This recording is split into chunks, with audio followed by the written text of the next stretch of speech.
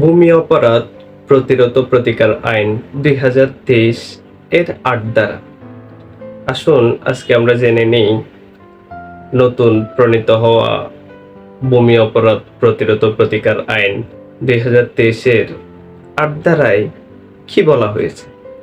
আমরা এই ধারাটিকে অনেকেই ৩ মাসে দখল পুনরুদ্ধার বা অবৈধভাবে দখলকৃত জমি পুনরুদ্ধার সম্পর্কে হিসেবে জেনে থাকি।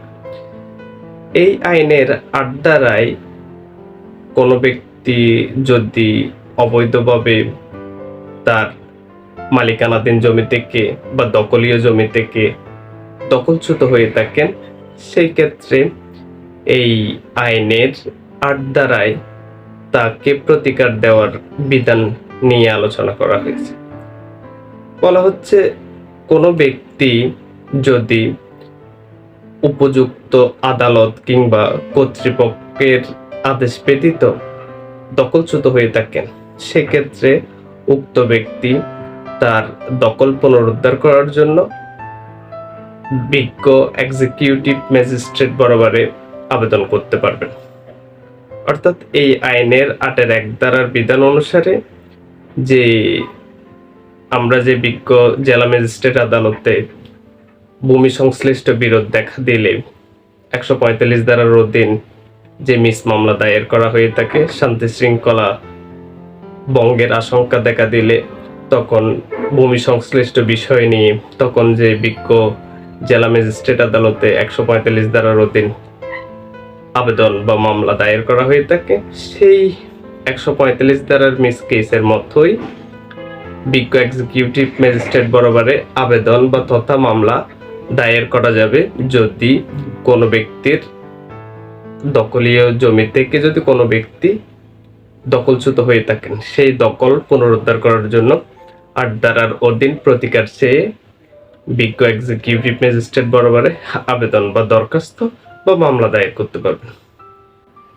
যদি ৮ ধারার অধীন আবেদন দায়ের করা হয়, সেক্ষেত্রে বিজ্ঞ এক্সিকিউটিভ ম্যাজিস্ট্রেট সরেজমিনে তদন্ত করে উভয় পক্ষের বক্তব্য শ্রবণ করে এবং যদি তিনি সন্তুষ্ট হন যে এখানে সত্যিকার অর্থেই ওই ব্যক্তি তার দখলীয় জমি থেকে দখলচ্যুত হয়েছেন, সেই ক্ষেত্রে উভয় পক্ষের বক্তব্য শ্রবণ করে এবং সরেজমিনে তদন্ত করে সবকিছু দেখে উনি তার দখলচ্যুত ব্যক্তির দখল ফিরিয়ে দেওয়ার প্রয়োজনীয় ব্যবস্থা গ্রহণ করবেন। এটি হচ্ছে ভূমি অপরাধ প্রতিরোধ ও প্রতিকার আইনের ৮ ধারার অধীন বিজ্ঞ এক্সিকিউটিভ ম্যাজিস্ট্রেটের করণীয় কর্তব্য। আমরা এই আইনটি প্রণয়নের পর থেকেই শুনে আসছি যে ৩ মাসে দখল পুনরুদ্ধার। এই কথাটি মূলত এসেছে এই আইনে অবশ্য করণীয় একটি টাস্ক হচ্ছে বিজ্ঞ এক্সিকিউটিভ ম্যাজিস্ট্রেটের, সেটা হচ্ছে এই আইনের ৮ ধারায় যে কোনো অভিযোগ যদি আনয়ন করা হয়, যদি কোনো আবেদন করা হয়, সেক্ষেত্রে এই আবেদনটি অবশ্যই ৩ মাস সময়সীমার মধ্যে নিষ্পত্তি করতে হবে। অর্থাৎ বিজ্ঞ এক্সিকিউটিভ ম্যাজিস্ট্রেট ৩ মাসের মধ্যে এই সমস্যাটি সমাধান করে যে ব্যক্তি দখলচ্যুত হয়েছেন সেই ব্যক্তি বরাবরে দখল হস্তান্তর করে দেবেন। তাই বলা হচ্ছে ৩ মাসে জমি পুনরুদ্ধার বা দখল পুনরুদ্ধার, সেটি হচ্ছে অবৈধভাবে কোনো ব্যক্তি যদি দখলচ্যুত হয়ে থাকেন, সেক্ষেত্রে ৩ মাসের মধ্যে তিনি দখলচ্যুত ব্যক্তিকে তার দখলটি বুঝিয়ে দিবেন। এটি হচ্ছে ৮ ধারার ৩ মাসের মধ্যে দখলচ্যুত ব্যক্তির দখল পুনরুদ্ধার প্রসঙ্গে বিধান। যদি এই দখল পুনরুদ্ধার বিষয়ে আবার বিজ্ঞ দেওয়ানি আদালত বা সিভিল কোর্টে যাওয়ার বিধান আছে, সেটা হচ্ছে দখল পুনরুদ্ধারের ক্ষেত্রে সিভিল কোর্টে ফোরাম রয়েছে, সেখানেও দখল পুনরুদ্ধার করার জন্য মামলা দায়ের করা হয়ে থাকে। এই ক্ষেত্রে যদি দেওয়ানি আদালতে যদি কোনো মামলা চলমান থাকে এই বিষয় নিয়ে, সেক্ষেত্রে ৮ ধারার অধীন অর্থাৎ অবৈধভাবে দখলচ্যুত ব্যক্তির দখল পুনরুদ্ধারের জন্য এক্সিকিউটিভ ম্যাজিস্ট্রেট বরাবরে কোনো ধরনের আবেদন দায়ের করা যাবে না। তবে দেওয়ানি আদালতে উভয় পক্ষের মন্তব্য অনুসারে যদি উভয় পক্ষ যদি চান কিংবা কোনো পক্ষই যদি চান এবং বিজ্ঞ দেওয়ানি আদালত যদি সিভিল কোর্ট যদি মনে করে থাকেন যে ব্যবস্থা গ্রহণের জন্য সেই আবেদনটি এক্সিকিউটিভ ম্যাজিস্ট্রেট বরাবরে প্রেরণ করতে পারবেন। অর্থাৎ এক্সিকিউটিভ ম্যাজিস্ট্রেটকে এই ম্যাটারটি নিয়ে এই সমস্যাটি নিয়ে সেটি সমাধান করার জন্য এক্সিকিউটিভ ম্যাজিস্ট্রেট বরাবরে অর্থাৎ দখলচ্যুত ব্যক্তির দখল ফিরিয়ে দেওয়ার জন্য এক্সিকিউটিভ ম্যাজিস্ট্রেট বরাবরে সেই আবেদনটি প্রেরণ করতে পারবেন দেওয়ানি আদালত, যদি দেওয়ানি আদালতে ফাইল করা হয় এবং দেওয়ানি আদালত যদি তার স্বেচ্ছাধীন ক্ষমতা বলে যদি মনে করে থাকে। এখন 145 ধারার অধীন ফৌজদারি কার্যবিধির 145 ধারার অধীন যে বিজ্ঞ জেলা ম্যাজিস্ট্রেট আদালতে যে মিসকেস দায়ের করা হয়, শান্তি শৃঙ্খলা ভঙ্গের যে মিসকেস দায়ের করা হয়, সেই মিসকেসের মতোই হচ্ছে ভূমি অপরাধ প্রতিরোধ প্রতিকার আইনের 8 ধারার বিধান।